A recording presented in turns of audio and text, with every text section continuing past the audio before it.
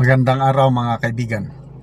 Bigyan natin ng reaction opinion itong post ni Attorney Rowena Guanzon 33 minutes ago. Isinare lang niya ang post ng Batas PH. Title: Recto may face plunder, malversation charges over alleged fund diversion. Carpio. Former Supreme Court Senior Associate Justice Antonio Carpio said Executive Secretary Ralph Recto could be liable for plunder and technical malversation if the Supreme Court rules that the Bureau of Treasury illegally used 167 billion in trust funds to finance flood control projects.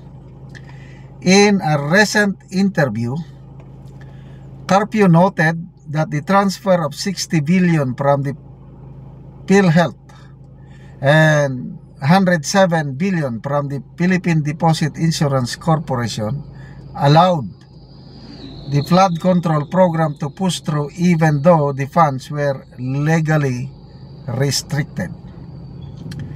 He cited two constitutional safeguards allegedly violated by the fund diversion. Number one, appropriations cannot be transferred except as savings by the President. And number two, special funds raised from taxes such as PhilHealth sin tax revenues can be used only for their intended purpose. Sabi niya, even the President cannot transfer the appropriation itself. He can transfer only savings. But these are not savings because there are trust funds. Klaro, hindi mo na kailangan maging abogado para intindihin ito. Philippine Deposit Insurance Corporation. Trust fund yan. Para yung mga magdeposito sa bangko, hindi sila worried na kung may mangyari, hindi mawawala yung pera nila. Bakit mo gagamitin sa flood control project? Ba? PhilHealth. Very clear, mga batas na yung makolekta sa sin taxes para sa health. Bakit mo gagamitin sa flood control project? Talagang kalokohan itong ginagawa nila. Ito pa yung exact word ng former justice. It will be plunder because this is a series. Because there were two transfer, PhilHealth funds, and there were also transfer from several tranches from PDIC. Okay? So, anong kasabihan? Ang gaba dili magsaba. So, unti-unti na silang ini-expose ng Panginoon itong kagagawan nila. Pasalamat tayo sa Diyos. Kasi hindi niya ialaw na mangyari ito. Kaya binulgar niya. Yung pinagmamalaki ng Pangulo na 5,500 flood control projects. Ang nag-expose ang Diyos. Kasi nagkaroon ng mga sunod-sunod na bagyo at pagbaha. Kaya napunta attention ng tao ngayon, batikos ng tao sa flood control. Kasi just 2 days after yung pagmamayabang ng Pangulo sa zona niya last year, Bagyo Karina, yun na yun. Tuloy-tuloy na hanggang ngayon. Pinak-check sila ng kalikasan ng kaya expose ang kalukuhan nila. Pangulo, grabing magsalitang Pangulo. I don't know, yung iba naniniwala pa rin sa Pangulo. Ako hindi na Bago mag-rally ng September 21, natakot siguro. Nag-announce. May mga savings naman tayo. Pwede nang ibalik yung 60 billion na funds ng PhilHealth. That was September 18, 19 ba o 20? Hanggang ngayon wala pa. Ganyan po ang ating Pangulo ngayon. Pansinin ninyo, niloloko niya ang taong bayan. Kahapon ba yun? Binisita niya ang Bukana Bridge sa Davao. Sabi niya, this is one of our legacy projects. Ano bang ambag ni BBM sa Bukana Bridge? Asin wala. Tapos ang angkinin niya, ganyan na kadesperado ang administrasyon. Balik tayo. So, kanya-kanya ng kaso. Sinong matataas na opisyal ng gobyerno o lawmaker, mga mastermind na kasuhan? Si Saldico lang. Martin Romualdez, nasaan na? Wala pa.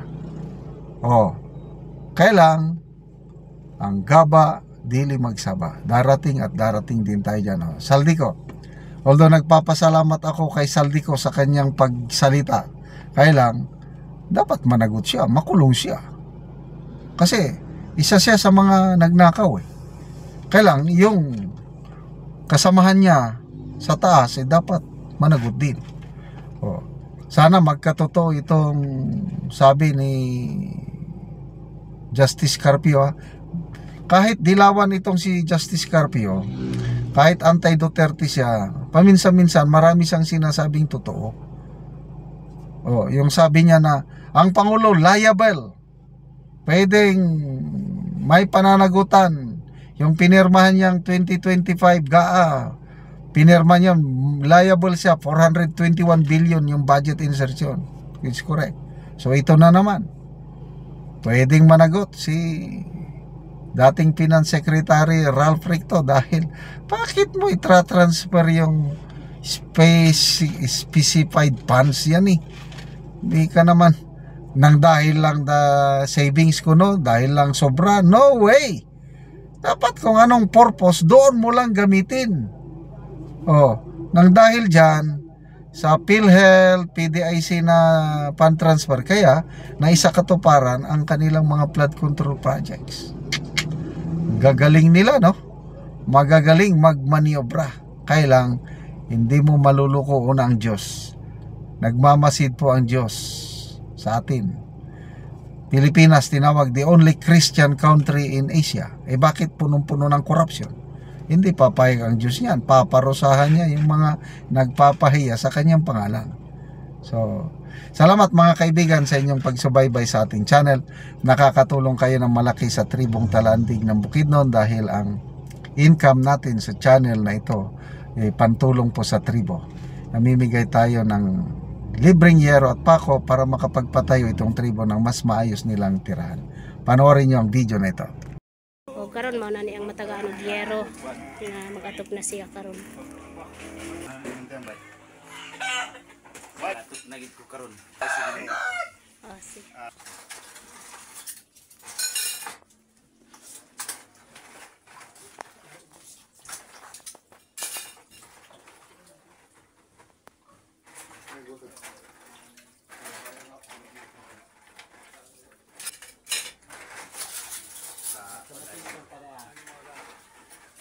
So, kumuulan, tuluan kay ang ilang balay. So, karon kuya, pila na ni katuig inyong balay busa na kuan na, tuluan na kayo kung muulan ay nani na 10 years. So, 10 years na ang inyong balay busa tuluan na kayo kung muulan. Tungod sa kaisod ay pwede mo pulihan ang isin. So, unsa imong trabaho kuya? So, farmers lang ka kuya. So, nagtrabaho lang siya sa yuta. So, si kuya, nana kay anak kuya? So, na siya anak isa. So, ay pagid mapulihan daw ang ilang yero nga guba na. Salamat kay sa Ginoo nga makatap na gid ko. Sponsor. Sige kuya.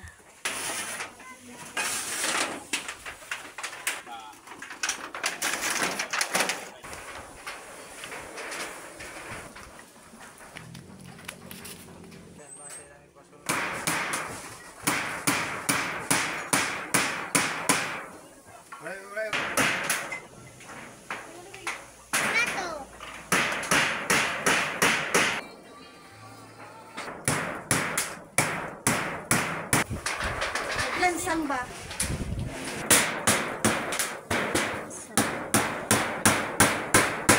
So managid og atop si Uncle.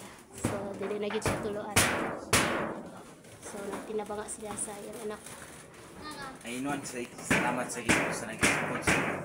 Hinaot nga dagang pa yung matawang. Sige, salamat po.